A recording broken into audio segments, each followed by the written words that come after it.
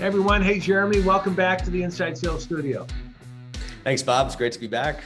It's good to be back. Week number 3 in a series, what B2B can learn from B2C.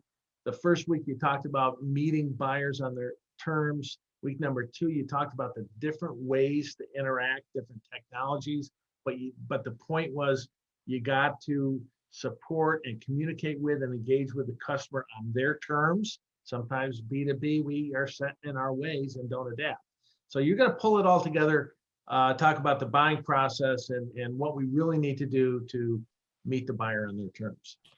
Yeah, no, one of the things that we've noticed, I think it's going to become more and more common, is that we as consumers, as individuals outside of the professional world, have a very different expectation when we're buying, especially higher priced goods. We'll do references through peers. We'll put weight in how the salesperson or the company stands behind their product and how they represent it. And so I think there's much more of this that is moving into the professional environment where people are truly looking for partners that to just work out, like, is this a good fit?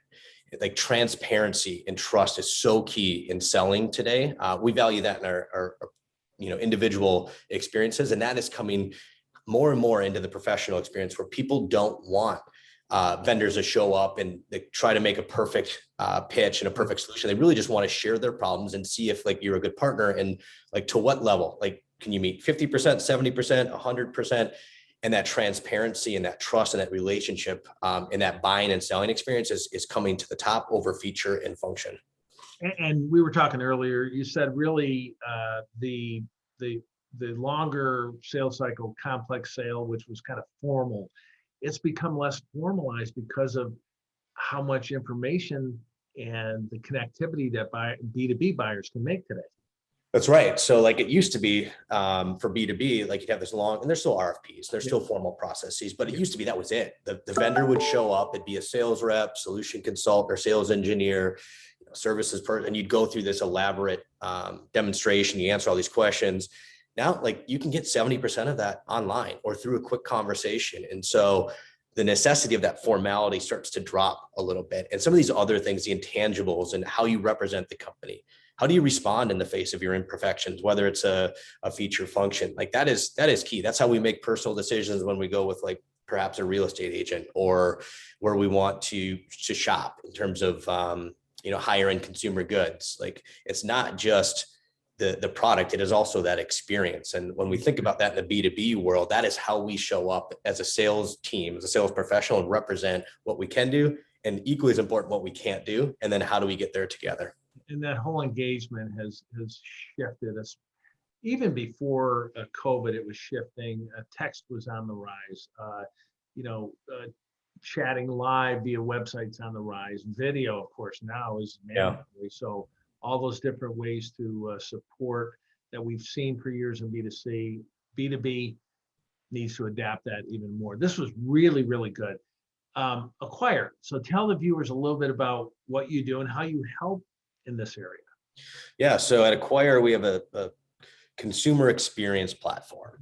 So there's a variety of channels that consumers can use to interact, or it can be from a B2B, from a support standpoint, to interact with the company or product that they've bought, so or are looking to buy. So I talked about United. They have a program called Agent on Demand, where it's contactless engagement with the agent, so people can rebook flights, change seats, anything that you do at the airport that you'd wait in line for the agent, you can do over your mobile phone.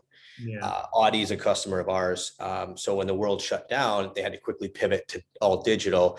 You could start a chat on your laptop or a text conversation on your phone, and then you could quickly pivot to video, and they call it an online showroom, to where a sales professional can, like, hold a steady iPhone, and it shows a co-browse video share. It's a tour of the car. So it's giving them that digital experience that mimics that in-person that used to be possible pre-COVID. And so there's a variety of ways, but the cool thing is, like, it is up to the customer. Like, any one of our customers can offer 7, 8 different channels. It could be WhatsApp, could be SMS, could be online chat. They can seamlessly transition from any channel. And then we have a unified view on the agent side. So we were talking about my experience with large retailer, having a call and then an email and then a different call, and nobody knew that time that I called in. I was dropped every single time. Every time.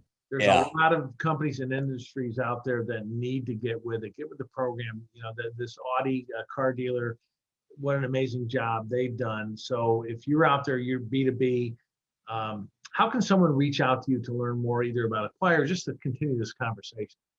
Yeah, my email is pretty straightforward. It's just jeremey@acquire.io. Our website's acquire.io.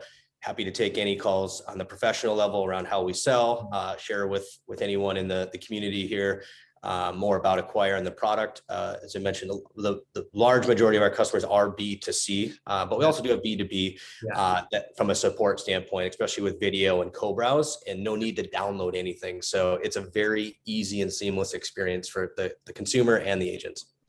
All right, Jeremy, thanks so much for sharing this information. Everyone, I hope to see you at a future event. Getting back into person here pretty soon come the fall. So thanks a lot, everyone, and stay tuned for our next video from the Inside Sales Studio. Bye-bye. Thanks a lot, Bob.